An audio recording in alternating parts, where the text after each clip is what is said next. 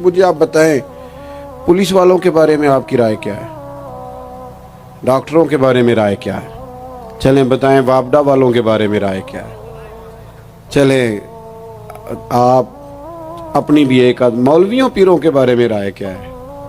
بس یہی حال کیا گیا، الا ماشاءاللہ بد اعتماد کر دیا گیا۔ ایسا نہیں ہے کہ صرف کسی ایک گروہ ایک طبقے کے بارے میں بددیانتی کو فروغ دیا گیا، جھوٹ کو۔ آج بھی کسی بھی شخص کو آپ لے لیں، اس کے بارے میں سچائی سے زیادہ جھوٹی خبریں زیادہ پھیلائی جاتی ہیں۔ افواہوں کا دور اپنی زندگی میں جوانوں سچ بولو، دیانتداری کا مظاہرہ کرو۔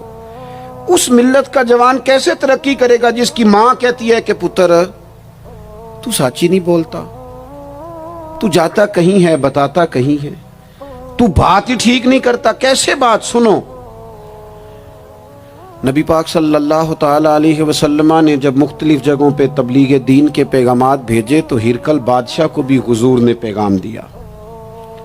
وہ بڑا سیانہ آدمی تھا، سمجھدار تھا، معاملہ فہم تھا۔ اس نے کہا میں کوئی جذباتی فیصلہ نہیں کرتا، کچھ چیزوں کے حضور کے بارے میں کچھ چیزوں کے سوالات میرے ذہن میں ہیں۔ اس نے کہا یار یہاں کوئی آیا ہوا ہو نا، مکے کا سردار، لوگ تجارت کے لیے آتے ہیں، کوئی سمجھدار سیانہ سردار وزادار آدمی تو لے کے آؤ۔ ابو سفیان ابھی مسلمان نہیں ہوئے تھے، وہاں گئے ہوئے تھے، اور آپ کو پتہ ہے کہ وہ ہر جنگ میں آگے تھے کلمہ پڑھنے سے پہلے۔ ان کو بلا کے لوگوں کو پتہ چلا یہ آئے ہوئے ہیں تو لے جا کے بادشاہ کے سامنے کھڑا کر دیا۔ ابو سفیان کہتے ہیں جب اس نے سوال جواب شروع کیے تو ظاہر ہے میں مخالف گروہ میں تھا۔ جب کوئی مخالف گروہ میں ہوتا ہے اس نے تعریف تو نہیں کرنی ہوتی، وہ صرف ہمارے ملک میں رواج ہے کہ لوگ جو پارٹی چھوڑ کے آ رہے ہوتے ہیں اس کی بھی تعریفیں کر رہے ہوتے ہیں، اور جدھر جا رہے ہوتے ہیں پھر اس کی بھی۔ اللہ جانے کیسے اپنے دل کو سمجھاتے ہیں، ضمیر کو مطمئن کرتے ہیں، اللہ ماشاءاللہ۔ ابو سفیان کہتے ہیں میں چونکہ دوسرے گروہ میں تھا تو بادشاہ نے جو بات بھی پوچھی میں نے رائے مخالف دی۔ جو بھی پوچھا کہ وہ محبوب علیہ السلام جو دعوی نبوت کرتے ہیں، ان کا کلمہ پڑھنے والے امیر ہیں، غریب ہیں، بات کیا ہے، جنگیں ہوئی ہیں تو نتیجہ ایک طویل گفتگو ہے۔ ابو سفیان کہتے ہیں آخر میں بادشاہ نے ایک سوال پوچھا، یہ جوان زیادہ غور کریں گے، سوال پوچھا۔ ابو سفیان کہتے ہیں مجھ سے کہنے لگا وہ جس کریم محبوب علیہ السلام نے دعوی نبوت کیا ہے کیا کبھی انہوں نے جھوٹ بھی بولا ہے؟ ابو سفیان کہتے ہیں میں چپ کر گیا۔ ایک منٹ کے لیے میرے دل میں خیال آیا معاذ اللہ کہہ دوں بولا ہے، پھر میں نے سوچا یہ تو عرب کی وزاداری کے خلاف ہے کہ میں جھوٹ بولوں۔ اور پھر ابو سفیان کہتے ہیں میرے دل کے کونے سے آواز آئی میں کوئی اور بات کروں گا تو شاید کوئی تھوڑی دیر کے لیے سوچے، اور اللہ کے رسول نے جھوٹ بولا یہ تو مانے گا ہی کوئی نہیں، یہ تو مخالف نہیں مانیں گے، کافر مشرک نہیں مانیں گے۔ بادشاہ کہنے لگا سوچتے کیا ہو، بتاؤ کیا کبھی انہوں نے جھوٹ بولا ہے؟ تو ابو سفیان کہتے میرے ہاتھ میں چھڑی تھی، میں نے اٹھا کے دوبارہ زمین پہ رکھی۔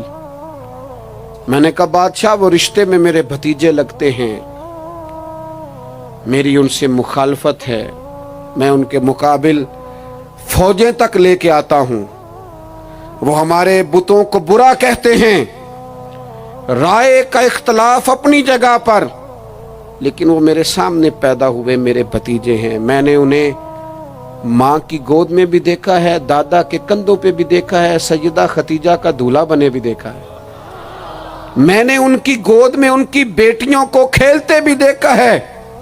اختلاف اور مخالفت اپنی جگہ پر وہ کریم میرے سامنے پیدا ہوئے اور ان کے مقدس بال میری آنکھوں کے سامنے سفید ہوئے، ان کی زبان سے جو بھی نکلتا ہے حق اور سچ ہی نکلتا ہے۔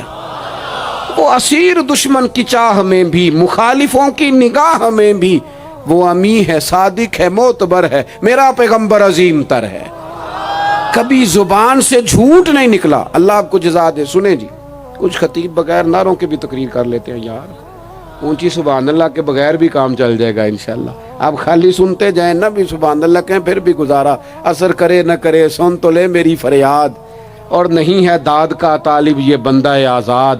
میرے عزیز، نبی پاک علیہ الصلوۃ والسلام نے سچ بولا. ابو سفیان کہتے ہیں ان کی زبان سے سوائے حق سچ کے کبھی کچھ نکلا. کریں نا تھوڑی پابندی ہم بھی سچ کی کریں نا. اچھا ہم بولتے ہیں سچ, بہت سارے لوگ سچ بولتے ہیں, لیکن وہ دوسروں کے بارے میں بولتے ہیں, اپنے بارے میں نہیں بولتے. اس نے اتنا جھوٹ بولا, اس نے اتنی کرپشن کی, فلانے نے یہ کرے, دوسروں کے بارے میں بول رہا ہے. اپنے بارے میں سچ بول. اپنے بارے میں تو بتا تو نے کیا کیا ہے. نہ ادھر ادھر کی تو بات کر, بتا کہ قافلہ کیوں لٹا. مجھے راہزنوں سے غرض نہیں, تیری راہبری کا سوال ہے. تو کہاں تھا, اپنی بات بتا. ابو سفیان کہتے ہیں جب میں نے بادشاہ کو یہ بات بتائی نا, تو اس نے چادر کندھے پہ رکھی اور وہ جانے لگا. تو میں نے کہا یار تو نے اتنی باتیں پوچھی, میں نے اتنے جواب دیے, کوئی نتیجہ بات کا کوئی رزلٹ بھی نکلتا ہے نا, کوئی اینڈ بھی ہوتا ہے, کوئی نتیجہ بتا. تو کہتے ہیں بڑے تحمل سے, بردباری سے بادشاہ ہنس پڑا. ہنس کے کہنے لگا نتیجہ تو نکلا ہے. کہا کیا نتیجہ نکلا؟ تو کہنے لگا یار جس بندے نے کبھی بندوں سے جھوٹ نہیں بولا, وہ یہ والا جھوٹ کیوں بولے گا کہ میں اللہ کا رسول بن کے آیا ہوں. جو بولتے ہی سچ ہیں تو پھر گویا وہ کہہ رہا تھا مان لو کہ یہ بھی وہ سچ ہی بولتے ہیں کہ میں اللہ کا رسول بن کے آیا ہوں. ایک تو حضور کی اس اہم ادا کو اپناؤ. آپ کو پتہ ہے کسی باپ نے کسی مجبوری سے کبھی کہا ہوگا اپنے بیٹے کو چلے 2 منٹ کے لیے مان لیتے ہیں, کوئی مجبوری ہوگی, اس نے چلے فرض کیا کسی مجبوری کے تحت اس نے کہا تھا اپنے بیٹے کو کہ باہر جو بندہ آیا اسے کہہ دو کہ میں گھر میں نہیں.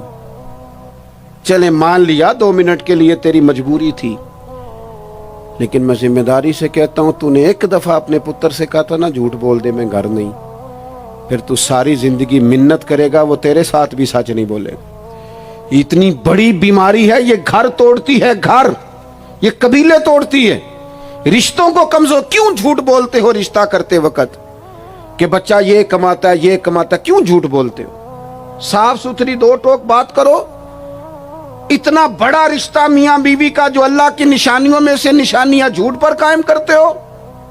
بیٹی کے والدین بھی اللہ ماشاءاللہ جھوٹ بولتے ہیں, یہ دے دیں گے یہ دے دیں گے. بعد میں کہتے ہیں لڑکے والے لالچ کرتے ہیں, آپ نے پہلے لالچ خود پیدا کیا, کیوں کہانیاں سنائی.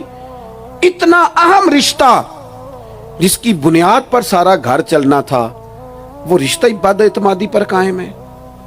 جب ایک دوسرے پر اعتماد ہی نہیں ہے تو سکون کیسے آئے گا؟ اپنی زندگی میں سچ لاؤ. دولت لانے سے زیادہ ضروری سچ لانا ہے. گھر میں مہنگی چیزیں لانے سے بہتر ہے اپنے گھر میں سچ لے آؤ, دیانتداری لے آؤ. گھر بھی بچ جائے گا, قبیلہ بھی بچ جائے گا. ذمہ داری سے کہتا ہوں سچ بولو, دیانتدار ہو جاؤ, ملک بھی بچ جائے گا. اس امت کا بھلائی اس کام میں ہے. یہ حضور کا اسوہ حسنہ ہے. اور تیسری بات, نبی پاک کی سنت صرف مسواک لے کے دان صاف کرنا ہی نہیں, دل صاف رکھنا بھی میرے نبی کی سنت ہے. دل صاف رکھنا بھی حضور کا طریقہ. دل بڑے بوجھ ہوتے ہیں ہمارے دلوں پر, مفت کی ناراضگی, کوئی لینا دینا نہیں. وہ جی فلانے بندے نے نا جی اپنی بچی کی شادی کی ہے, بچے کی شادی کی, رشتہ دار نے مجھے پوچھا نہیں. بھئی آپ کو کیوں پوچھتے, آپ کیا ہیں؟ ان کا گھر تھا. آپ بلا وجہ آپ ناراض ہو کے اپنے گھر میں کیوں پوچھتے؟ آپ کو کس کتاب میں لکھا ہے, کس شریعت میں لکھا ہے, کہاں قانون ہے آپ سے پوچھا جائے؟ وہ فلانے بندے نے میرے بارے میں بات کی ہوگی. اور یار تو اتنا اہم نہیں ہے ساری دنیا تیرے خلاف باتیں کرے, تو مفت میں ٹینشن لے گیا ہے. وہ جو 2 بندے دور کھڑے ہیں وہ کوئی اور بات کر رہے ہیں, تیری نہیں کر رہے. مفت میں اپنے دلوں میں بوجھ, مفت میں بدگمانیاں. اور جی فلانا بندہ امیر ہو گیا, کیسے ہو گیا؟ یہ تیری ڈیوٹی ہے, تیری ذمہ داری ہے. میرے اعلیٰ حضرت فاضل بریلوی رحمت اللہ لکھا ہے, حسد کرنے والا بندے پر اعتراض نہیں کرتا, حسد کرنے والا اللہ تعالیٰ کی تقسیم پر اعتراض کرتا ہے. معاذ اللہ ثم معاذ اللہ. وہ تو کہہ رہا ہے اسے نہیں ملنا چاہیے تھا, مجھے ملنا چاہیے تھا. آپ جب اتنی زیادہ عداوتیں پیدا کر لیتے ہیں, آپ کیوں نہیں اس چیز سے خوش ہوتے جو نظام میرے رب نے بنا دیا ہے؟ اتنی بڑی اللہ کی مخلوق ہے, لیکن ہمیں لوگ اچھے نہیں لگتے. جس سے پوچھ لو وہ ناراض ہی ہے, ہر بندہ کسی نہ کسی سے ناراض ہے, شکوے کر رہا ہے. وہ چھوڑ دے یار, میں کسی شخص سے بیزار نہیں ہو سکتا, ایک ذرہ بھی تو بیکار نہیں ہو سکتا. جسے اللہ نے بنایا ہے وہ بیکار میں بدعقیدہ بد مذہب کی بات نہیں کر رہا، لیکن ہم بلا وجہ ہی لوگوں سے اگر بیزار رہیں، کیوں؟ دل میں بوجھ ہے، عداوتیں ہیں، آپ یقین کریں دل ہو جائے نا صاف، نیند سکون کی آتی۔ دنیا میں سب سے زیادہ مطمئن وہ بندہ ہے اللہ نے جہاں رکھا ہے وہاں راضی ہے۔ چلو ایک بات بتاؤ مجھے، ہم جس قبیلے میں پیدا ہوتے ہیں وہ قبیلہ ہماری مرضی کا ہوتا ہے کہ رب کی مرضی کا؟ جلدی جلدی بتاؤ، اتنی دیر نہ کرو، کس کی مرضی ہوتی ہے؟ تو پھر جو قبیلہ اللہ نے میرے اور آپ کے لیے پسند کیا ہم کیوں نہیں پسند کرتے؟ جو دادا نانا چچا ماموں اللہ نے میرے لیے پسند کی، یہ رشتے اللہ نے بنایا ہے نا، تو ان سے آوازار ہے، تو ان سے تنگ ہے۔ وجہ جو اللہ نے تیرے لیے پسند کیا اسے پسند کر۔